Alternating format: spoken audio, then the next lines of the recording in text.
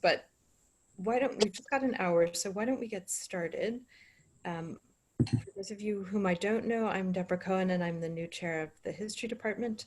And this is actually our inaugural event for the series, which Sarah Mazza first had the idea for, which is our Historians at Home series. And the idea is to try to bring together all of the normal events of the history department in a sort of rationalized way, given the circumstances of COVID. So I'm super pleased to be able to kick off this first event by introducing the Historians at Home team. So Robin Bates, whom I see, Hayden Cherry, who I think must be here, but is not on I do not see. Anyway, may be coming. Gil Engelstein, and Elżbieta Fuller-Pituch.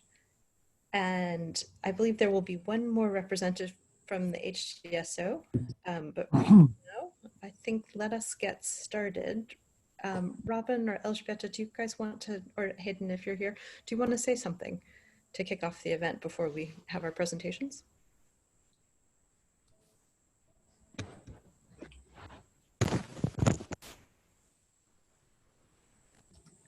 Only welcome, and we will be putting together a schedule that will then, will be will be publicized to you all so that you can have a better idea of what to expect when. And that's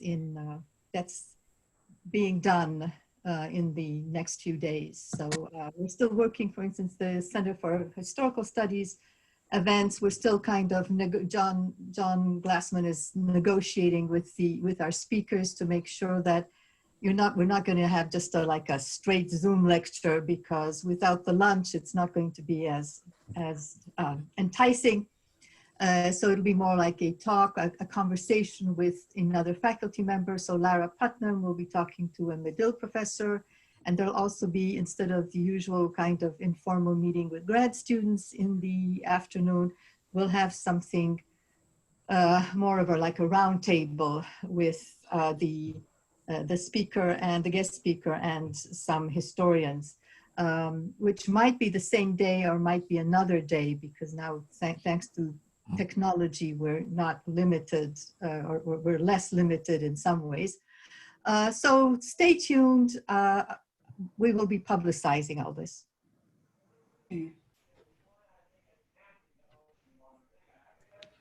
Okay, so Elżbieta had asked me to introduce today's event and panel. And the idea for this really came out of my sense in the spring that our graduate students who were TAing discussion sections at that time and who were really kind of on the front lines of figuring out ways to create kind of inclusive spaces in which students felt enthusiastic about participating, and ways of trying to adapt the kind of more student-facing side of the traditional lecture course to the very unusual circumstances of remote learning. And so that those of us who, in my case, for instance, had taught during the spring, but only as a, only by giving lectures and meeting with students, kind of more one-off, as well as people who didn't teach at all in the spring, we're likely to find a lot of use from the experiences of those students who had been through that. And so I want to thank Caitlin Monroe, the outgoing teaching coordinator for the department, for organizing 3 of our TAs who had great successes in the spring. So herself, Michaela Stokes, and Robin Pokorski. And the 3 of them are going to spend, I think, about 10 minutes apiece sharing their experiences, and then we'll have about half an hour for back and forth discussion. Before I hand it off to them, just going to say 2 things. First, just a reminder that we are recording this session. Particularly, there's an event taking place today over at Searle that a lot of our graduate student TAs, new TAs in particular, are attending, and so they'll be able to watch this that way. But then also I want, before she has to run off to, I believe, pretty much that event, to introduce the incoming teaching coordinator for the department, Aisha Valiullah, who I see there. So I don't know if Aisha, if you want to say anything before we get started, or? Not really. I'm just really excited to be the new teaching coordinator. I've got a few plans up my sleeves, and I'm just basically just feasting my eyes on all of you. I'm so happy to see you. Hopefully you'll hear from me in the teaching committee in a few weeks about our programs, which are adapted to a virtual setting. Fingers crossed. But yeah, thank you for having me, and good luck with this before I run off. Thank you. Great, thanks, Aisha. So with no further ado, Caitlin, Michaela, and Robin, whoever wants to go first. Right, I believe I am first, which is kind of, I'm excited to be here, and I want to thank CCHS and Sean and Katie and Michaela for inviting me to do this. And I'm in really excellent company with Katie and Michaela.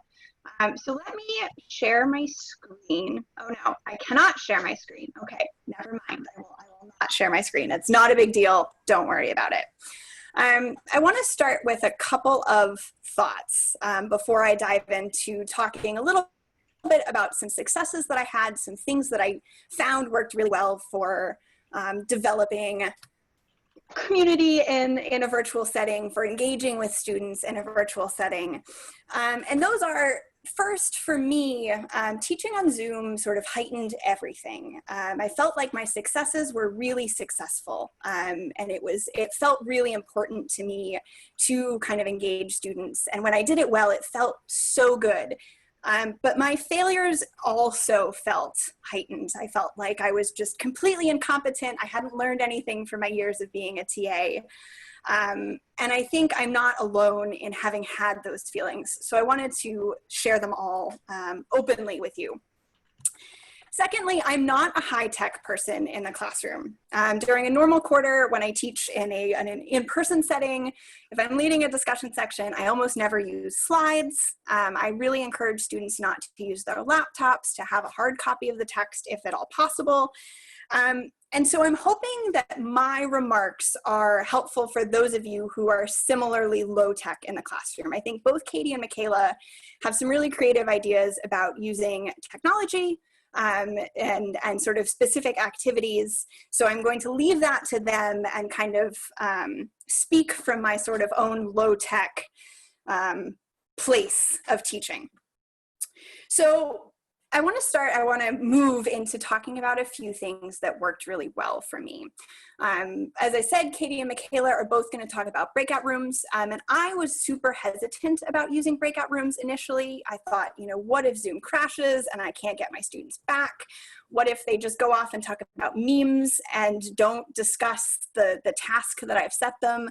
Even if I was really specific in setting, here's the questions I want you to discuss, here's what, the goal that you need to accomplish.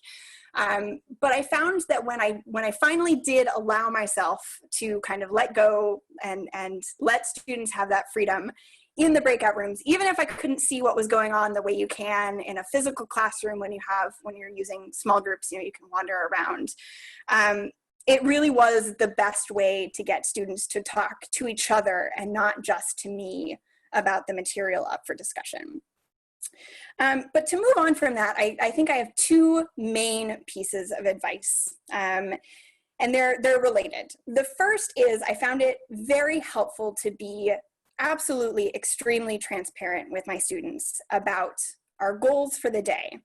So I started off, we all sort of come to a discussion section or a seminar classroom with some sort of goal, some sort of task we want to accomplish, question we want to really address. And I don't think all of us always share that openly with our students. But I found in the virtual setting, so what I would do is I would make a single slide PowerPoint with the question. It was not a fancy PowerPoint, it was not pretty, it just had the main overarching question or two that I wanted to discuss for the day. And I would have that as a screen share as students were coming in. So they would see it, it kind of got their minds primed to think about what we were going to accomplish together.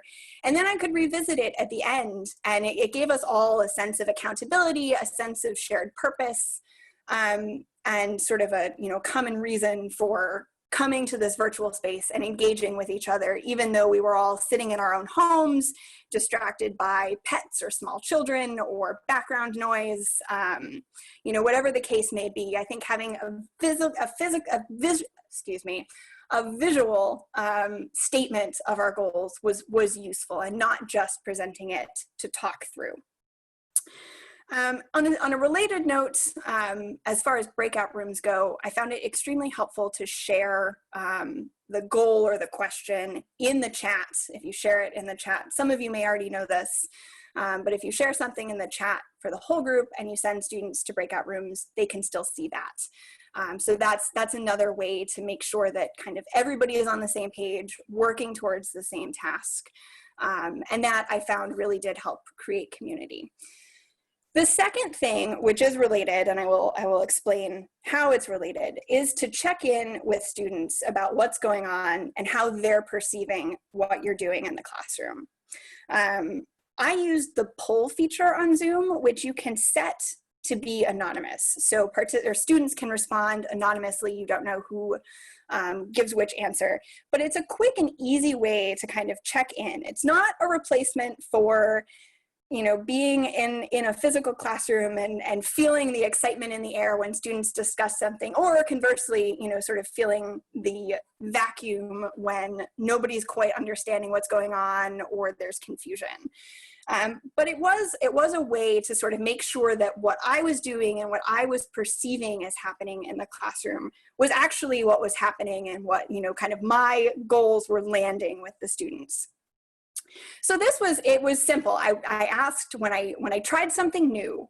So the first time that I shared a PowerPoint with my sort of overarching question or goal for the day, at the end of the session, I sent around this poll on Zoom, inviting students to say whether they found having that question helpful for their learning, whether they found it unhelpful for their learning, or if they were completely indifferent to it. And in the case of that PowerPoint, all of my students found it helpful. Obviously, this is anecdotal. I had 36 students, but I do think it's telling that all of them agreed that this was a beneficial and helpful thing for their learning.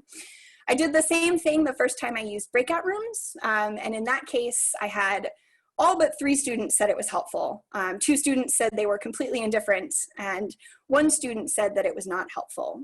With the anonymous setting, or the anonymous nature of the poll, I wasn't able to know who found it unhelpful, but I made sure in that discussion section going forward that I was very clear about why I was choosing to use breakout rooms, sort of especially clear about what my goals were. And I think that kind of mitigated, brought that 1 student kind of onto the same page. I also asked my students whether their TAs or professors in other courses were doing similar things as far as using breakout rooms or sharing a goal or an objective for the day. Most of them said they weren't. And so, I think these are good teaching practices anyways, but I found it surprising that other people weren't using these same techniques in the virtual setting. So that's kind of why I felt like sharing these with all of you would be really beneficial. I want to use my last couple of minutes. I admit I have not been keeping an eye on my time, but I want to use my last few minutes to talk about a couple of flops. And these are a little bit general, but I think hopefully illustrative and useful anyways. And I think that for me, the biggest flop was the first few weeks where I kind of clung on to the assumption that I could make things that worked in a physical classroom that I had used with great success in the past work just as well in a virtual setting.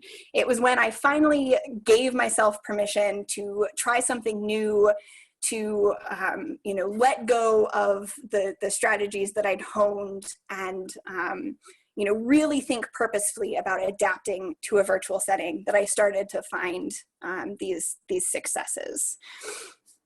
And secondly, and I think, again, both Katie and Michaela may have some specific activities to talk about with regards to discussing longer texts in a large group setting. But when I tried to lead discussions about a longer text and kind of assumed, in a physical classroom, right, I can see Okay, you know, everybody has their book, everybody's on the same physical page. That's harder to do in a virtual setting. And I think it's not the right assumption to make that your students will have the text open at the same time, right? It's nice to see people on Zoom in this era where we can't see each other physically. It's nice to look at your peers' faces. So maybe you don't want to have the PDF open with the text. And so in that regard, what I found helpful was either screen sharing the full text and just admitting that you know, it would take me a minute to find a passage. I didn't have it dog-eared the way I might in a physical book. And just being open with my students that technology might cause a momentary fumble.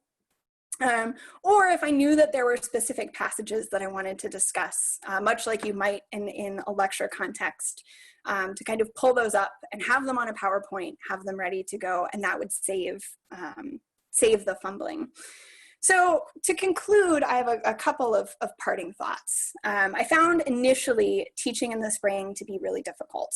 You lose the visual cues, the body language that make teaching in a physical classroom so delightful and informative. Mute and unmute and raise hand don't work quite the same way as, you know, somebody leaning forward, or, you know, you can kind of see somebody wanting to engage in conversation but not quite able to jump in.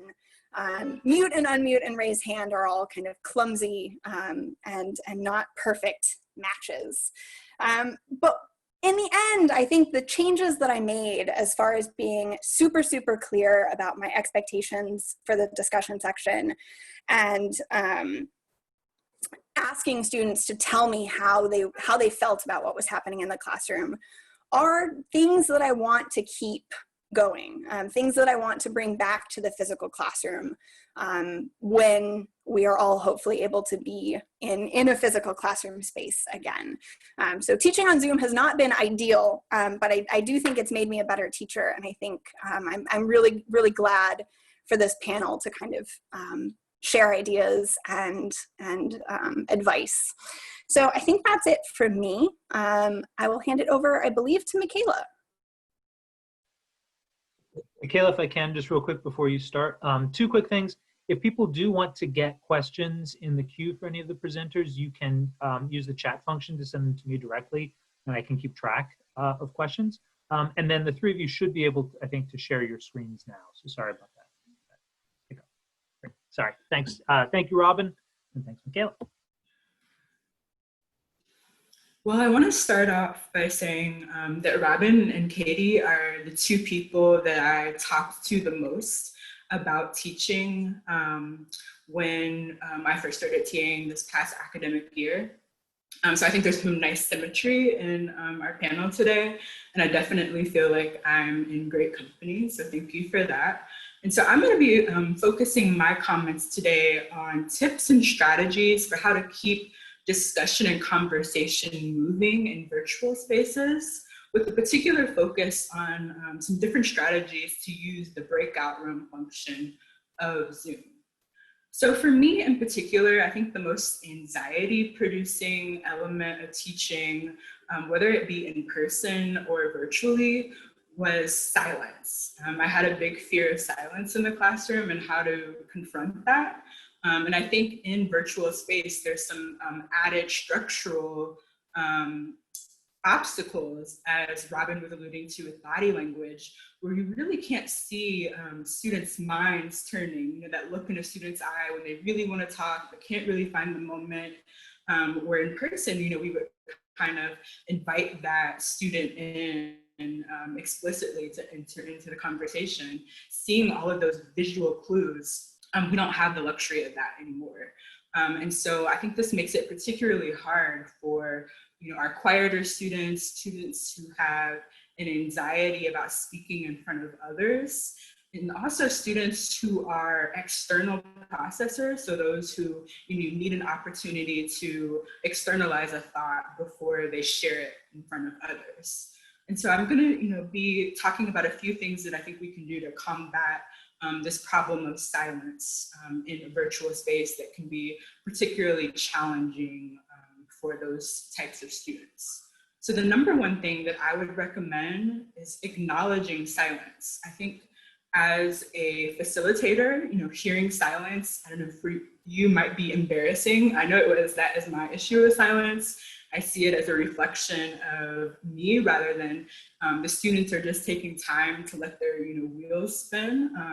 And so by acknowledging the silence from the jump, I think we can take some of the power and some of the embarrassment out of the feeling of silence. So one of the ways that I've made a habit over the past 2 quarters of teaching of acknowledging silence is in the first week of the quarter is to just make a statement about silence and to say, like, there are going to be some moments together during the quarter where there will be silence, and we're going to sit in it. We're going to acknowledge it. And if, it turns out that really was a bad question, then I will rephrase, but don't feel embarrassed at all about, silence. Like we're going to sit in it. And, throughout the quarter, some other helpful phrases, just to take some of the embarrassment out of silence is I'll tell students, it's okay. We're going to sit with the silence. And I'll reiterate that through them in those moments when, pauses are pregnant. And also, saying, I'm not looking for your first thought. I'm looking for your best thoughts. If we need to sit in this moment for a few seconds, that's okay.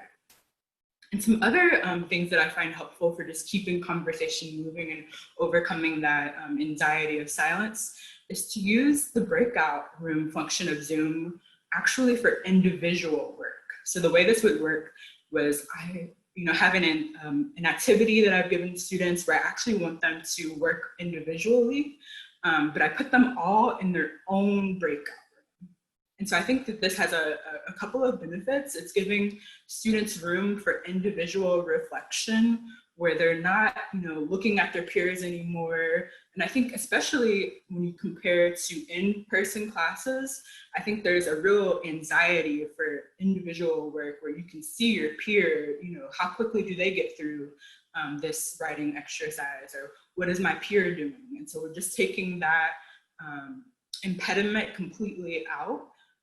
Also, that other added benefit is it's giving those quieter students a time to sit with their own thoughts, especially in the form of a writing exercise, where I'm acknowledging that there are multiple intelligences, there are multiple strengths that students bring into a space where conversation is, the point of us being together. So I want to give those students the time to express their own thoughts. And then I think the third added benefit of using a breakout room for individual use, so again, each student is in their own breakout room, is that I can have a one-on-one dialogue with each student privately without, everyone hearing me when talking to one-on-one with a student. And I found that in comparison even to in-person classes where if I were trying to talk one-on-one while everyone is doing an individual exercise, there's no privacy. And I've had some really interesting 30, 40-second dialogues where students in their own individual breakout room that I think superseded what would have been possible in person. And then moving forward, for group work. So I think this is one of my #1 strategies for keeping conversation moving. And I will acknowledge at the outset that group work and breakout rooms can be fatiguing when overused. So I think variety is always helpful and beneficial, but also I think they create a space again for students who are not internal processors. I think of an internal processor as being a student, they're first to the jump to want to enter into conversation. So for students who are not like that, giving them space to process with others before coming back and sharing in with the larger group.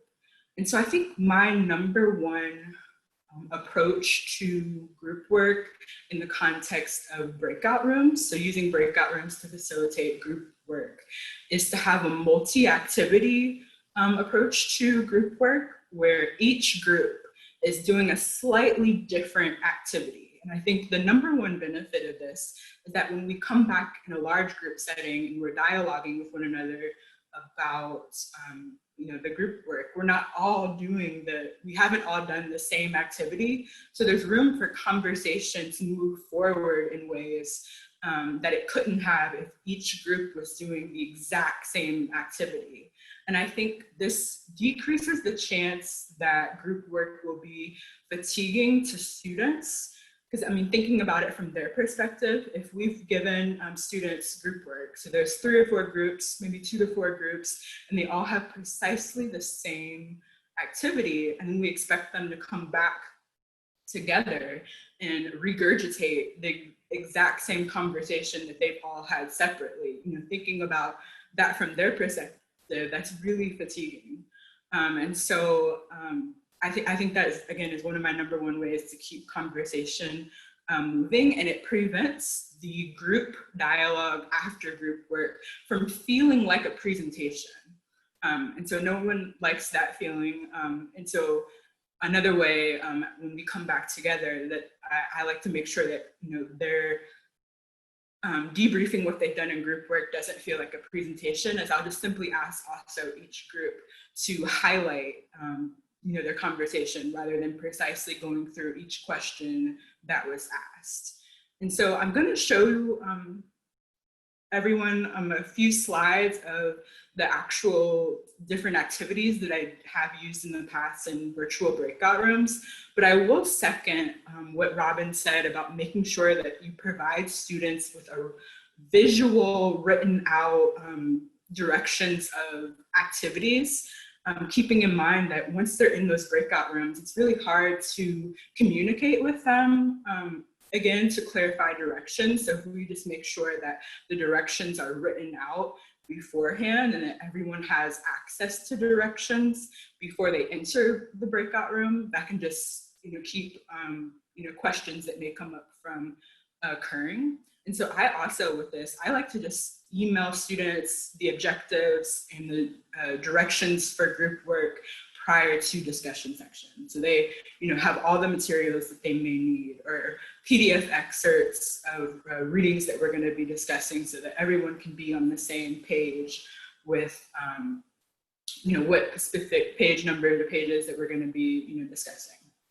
So without further ado, I'm going to pause for just a second to share my screen briefly with you.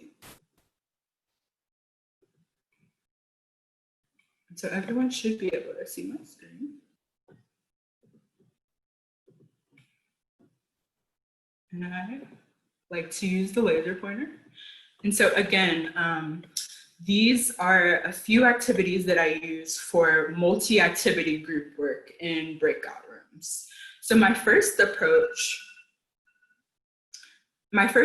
here is to have an activity where all students in different groups are responding to a different primary source or a different reading, but they're using the same questions.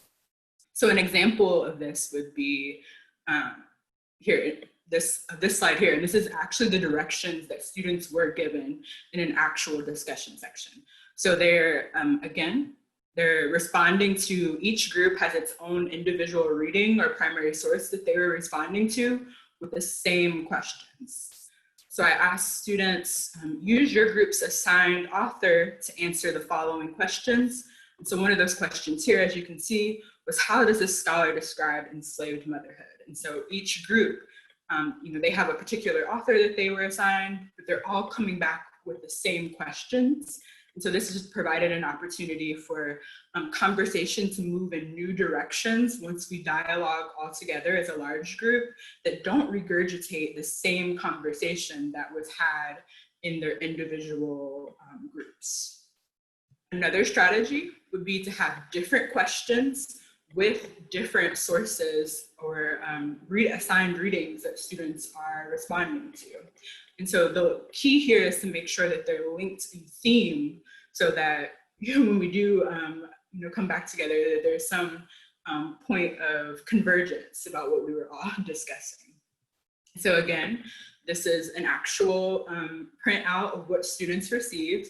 So the premise here is that students had some assigned reading, and so all of the reading is on the table for them to respond to. And so some of the themes that were in common with those readings was religion in the context of chattel slavery and social relationships amongst enslaved people.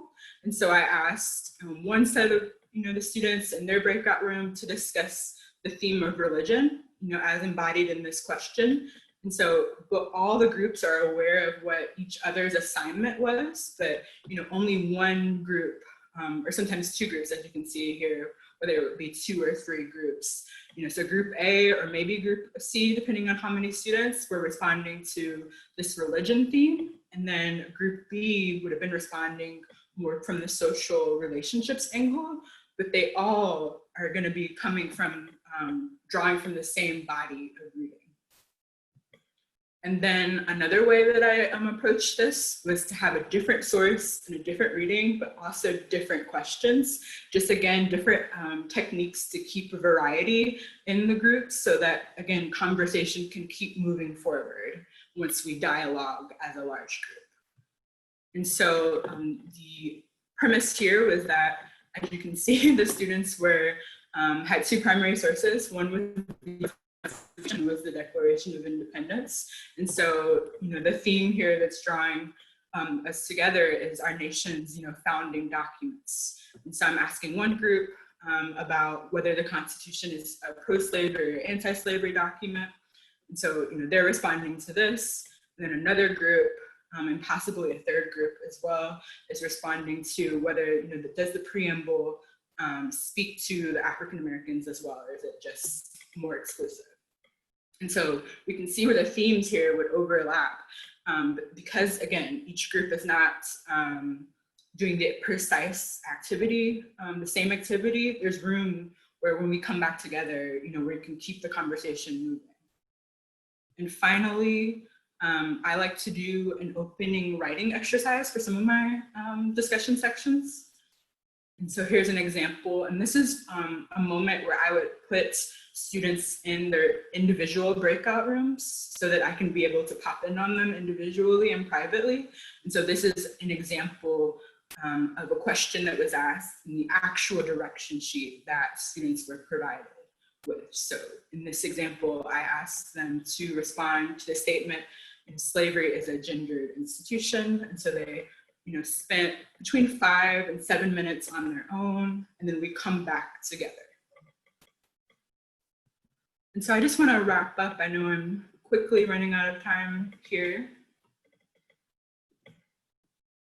And so I think my final piece, things that I would keep in mind for Zoom is just to be gracious to yourself. I think you should be gracious to yourself whether you're in person or in Zoom as well, but I think of that as a space to acknowledge that the world is crazy. I think the world is crazy in normal times as well, but not to expect students to, respond as business as usual throughout the quarter.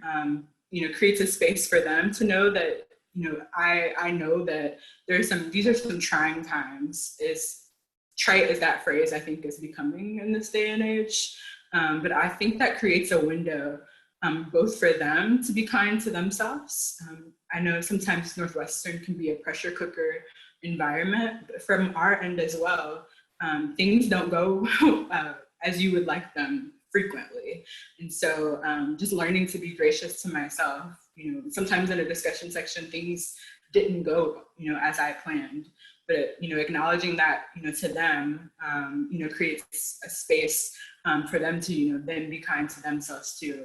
And, we're all trying to, as we go day by day, figure this thing, out on Zoom. And so I think, just be kind to yourself. I think was how I would end it.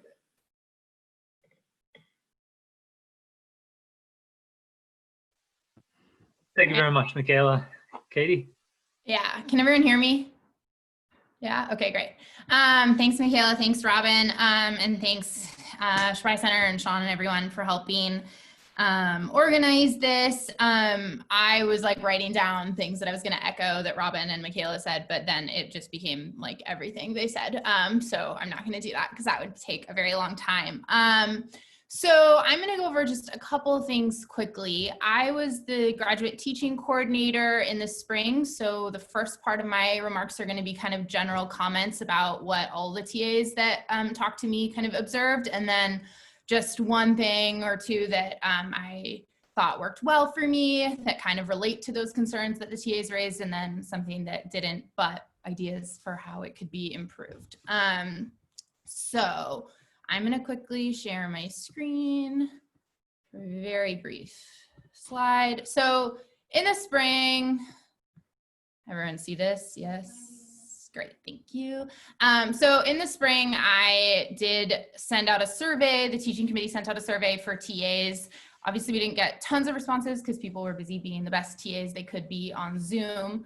But the main point of this is that people felt significantly, well, I'd say significantly, and anecdotal evidence says significantly too, maybe more than the numbers here suggest. People did feel better about teaching online at the end of the quarter than they did at the beginning. So the good news is I do think that almost everybody I talked to did say it gets easier.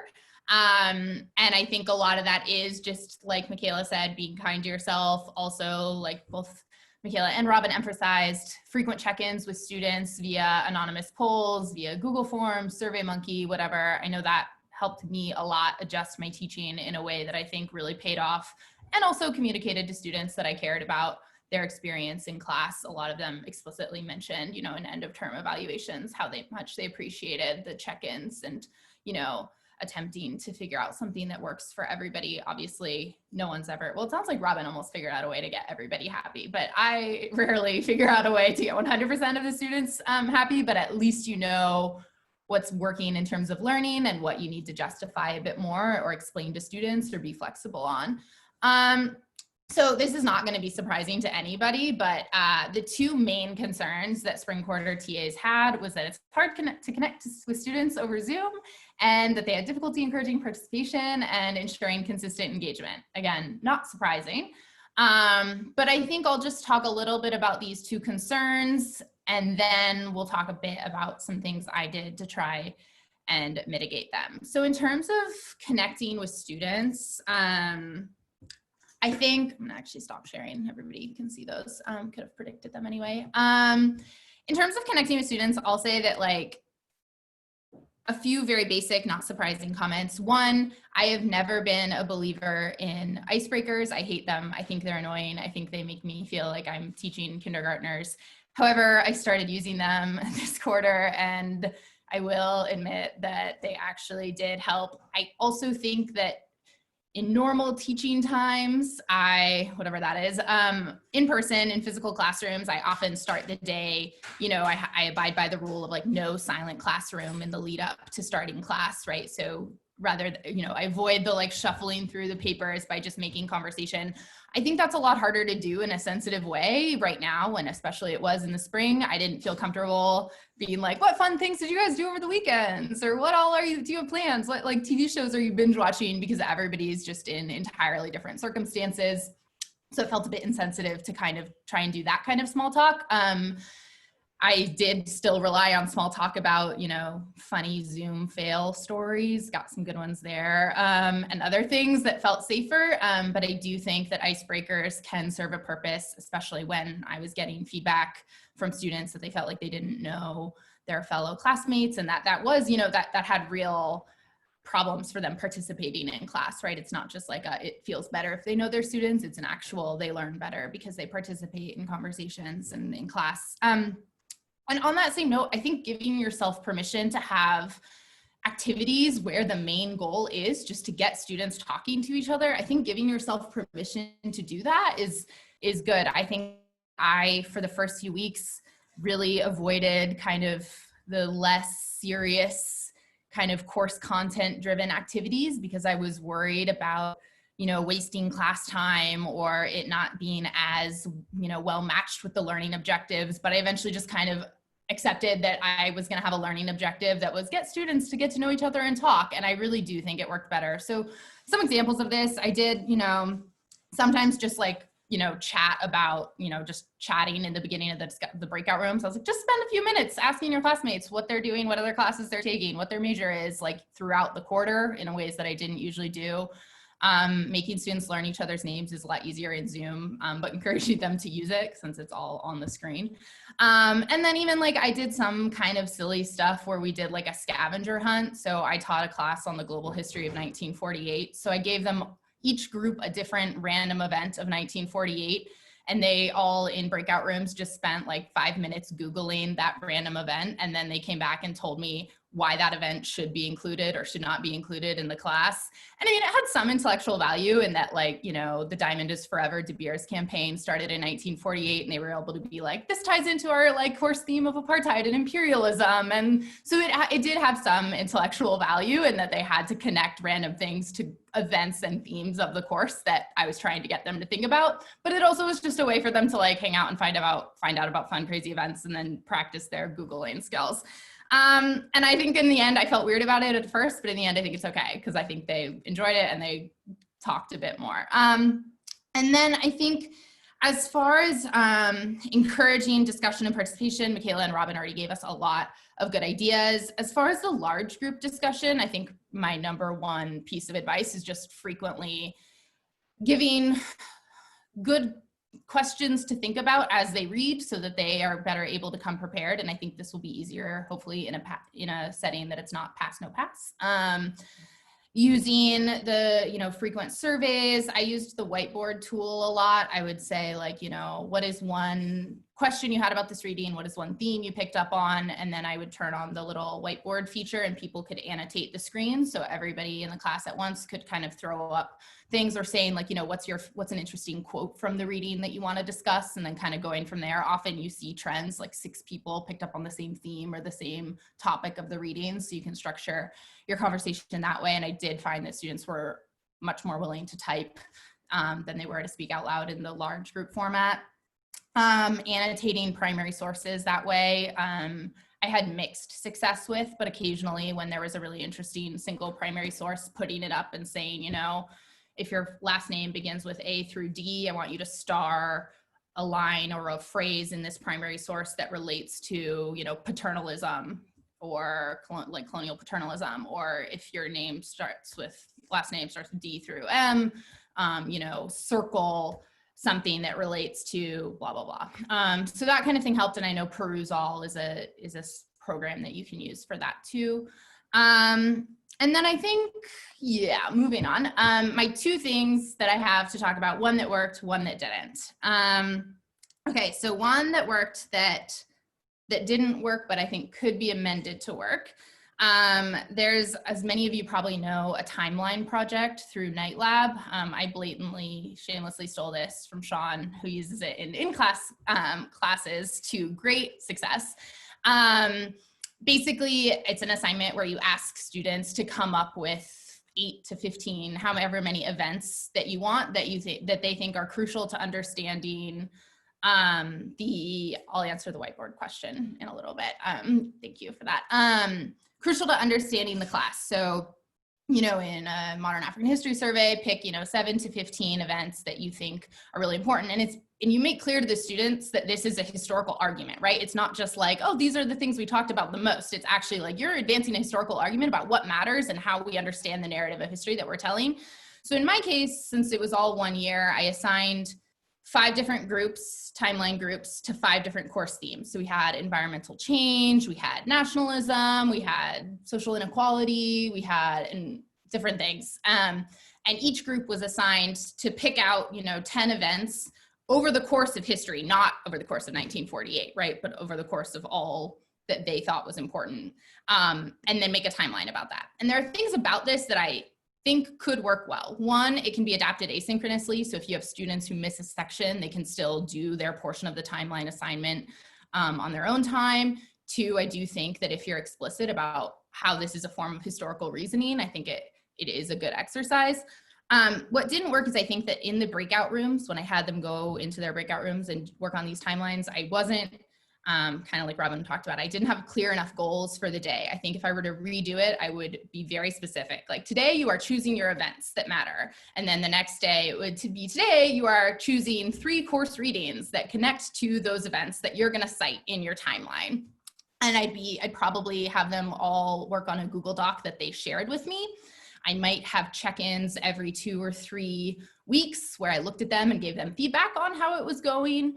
The Google Docs are really good for breakout rooms because you can kind of oversee what they're doing in their, not in like a you don't trust them way, but in a you can swoop in and help them if they seem confused or going off on the wrong track. I think I would have done that. And I think I would have also asked them to collectively do a reflection kind of paragraph or 2 about some of the decisions they made. So we included this event, but we thought about including this other event, but we didn't because we didn't think it was as important for XY reasons, right? So that they have to like be more thoughtful about what they're including and not including. So I think it could work really well, but I think because I didn't have the specific goals for each breakout session, I think it didn't work as well as it could have. One thing I'll just be really quick here that did work would be, like Michaela said, breakout rooms, but where you jigsaw. So I did a handful of groups. Each one had a different primary source. They talked about that same primary source together. And then they jigsawed so that there were new groups and there was one member of each previous group in that second group. So each new group had a member who had read a different primary source. So then they, as a group, talked about what their different primary sources did. And I think this works really well if you have 5 primary sources or a handful of primary sources all about the same event. So you get different perspectives on the same historical event. I did it all on the same Ugandan intellectual. And then they got together and talked about what their source covered, what it didn't, you know, limitations of each source. And then they either, you know, did an exercise in talking about benefits of different kinds of primary sources, intended audience, et cetera, or they constructed a historical argument together based on the sources they'd read. I'll leave it at that. Happy to answer other questions, but I know we need to move on to Q&A. So thanks, everybody.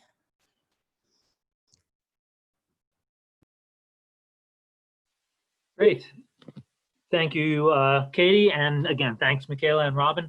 So we've already got a few questions in the queue. Sarah, I think yours was up first about, for Michaela, about the advantage of using individual breakout rooms as opposed to just having students answer questions kind of on group. Michaela, I don't know if you... So I think first I will say that that idea came about initially because I didn't want to look at students while they were supposed to be, you know, working individually. I didn't realize at first that students would just mute their screen. I don't know, I had some type of weird anxiety about looking at people while they were individually working. It felt like an invasion of privacy. But as I kept doing that, I realized that it had some real strategic, you know, advantage. I think the number one benefit would be that I can individually talk to students while they're working. So I think I primarily use this strategy for when there's a writing exercise that they're meant to be working on individually. So I would, you know, near the first activity that we do in a discussion section, I would set aside 5 to 10 minutes for students to work individually, put them all in their own breakout room. And then I kind of hop around to each breakout room as they're going to be like, you know, what's popping out to you in this exercise? Like, you know, what theme are you focusing on? And so I get an opportunity to have a quick, you know, 30, 40-second dialogue with students privately that I think if we were in person, I think if I were to do that, I would be distracting to other students who are trying to work. So I think this is like one of the few things about Zoom that I think actually works better than in person, this ability to privately talk to students.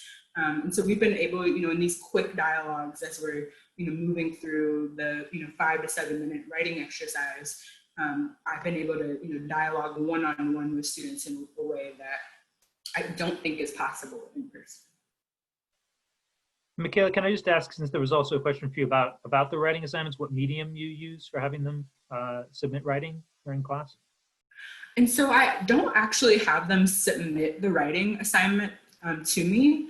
And so I, you know, ask them, you know, whether you want to use a Word document or you want to get out a piece of paper and actually, you know, jot, you know, by hand. And so, but I do request that students actually do write in some type of fashion, just because I think there's like an intellectual exercise and having them actually respond to the prompt in writing.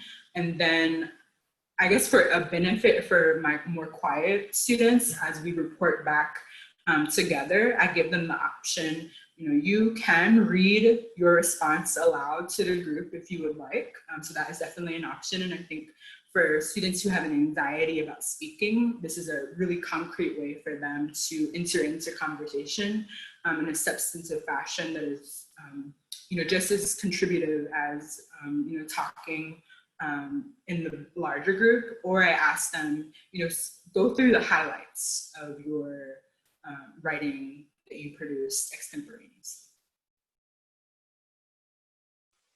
And then we have three sort of logistics questions, basically, that maybe I'll just throw out all at once and people can answer them as they can. One is around calculating participation grades for discussion sections, and how does the remote platform affect that. One is accommodating students from remote time zones who might not be able to make the discussion times, and is there an alternative assignment that you all used for those folks? And then lastly, kind of piggybacking on that, other kinds of asynchronous discussions, maybe even for people who are local, as an alternative or as a supplement to the kind of synchronous sections. So basically using things like the Canvas discussion board to get students to engage with one another.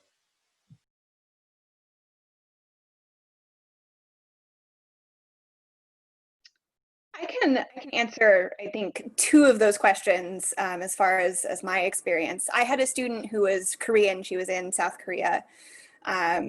And we had her do just a short reading response each week. But I was really purposeful in my email to her each week to kind of give her the same setup and questions that I was giving the students who were able to participate in the synchronous discussion section. And I was really purposeful about responding to her and encouraging or pointing out areas where she could, sort of improve her short analysis, just to try to build some sense of community, even though we were never able to talk face to face given the time difference. And that did seem to work well. As far as the asynchronous activities, I didn't use any. But I did, when I was talking with students kind of about what was going on in other classrooms and how they felt about what I was doing in my discussion sections, I had a lot of students who said, professors have kind of substituted these asynchronous Canvas discussion boards for the synchronous platform. And we are so grateful that you have continued to hold a synchronous discussion section. That's not to say that you couldn't use asynchronous things really effectively, but I think my recommendation would be to be purposeful about what you want to accomplish and whether that's better accommodated synchronously or asynchronously. I think students are really grateful for the chance to talk to different people in different places instead of just whoever it is that they're living with.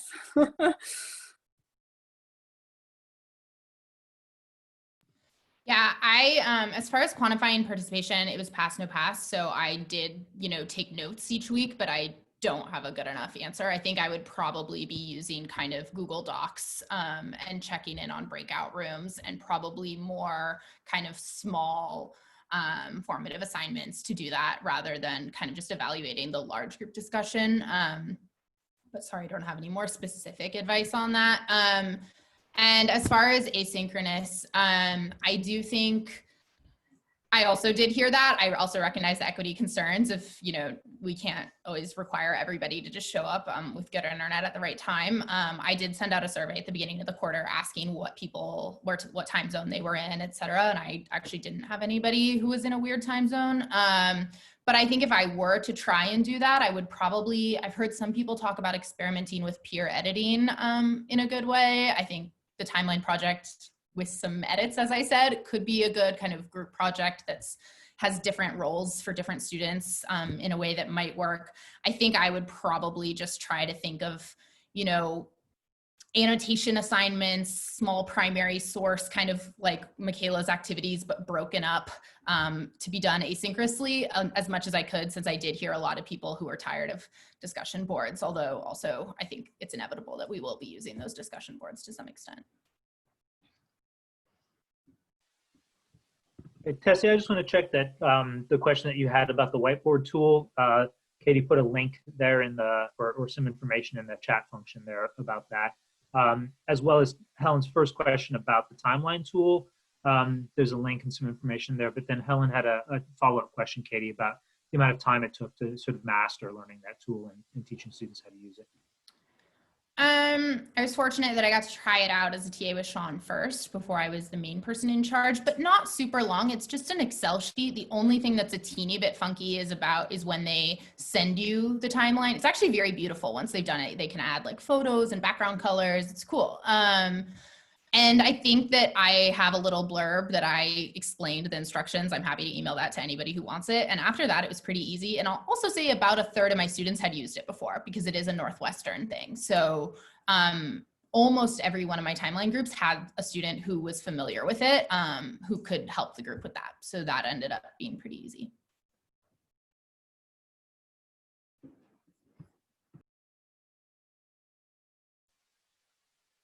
Okay, so we've ended up with like 90 seconds left. So if there are any final quick questions, but if not, please let's thank Michaela and Katie and Robin again for spending this time and sharing their expertise with us.